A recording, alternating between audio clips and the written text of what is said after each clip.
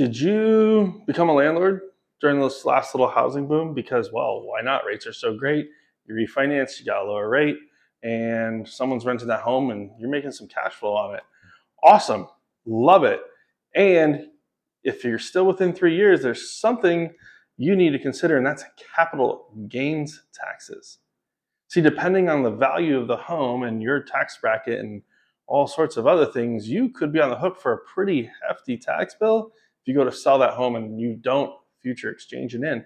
On the flip side, you could realize some serious capital gains savings by selling now before the 3 year mark. So, what do I mean by the 3 year mark?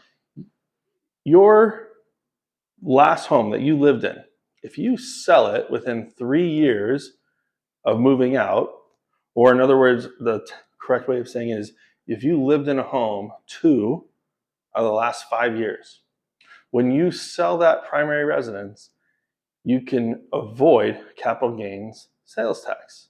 Now, there's limits on that. It's up to 500,000 if you're married, 250 if you're single, but still $500,000 if you're in a 30% tax bracket, it's $150,000 in savings on taxes.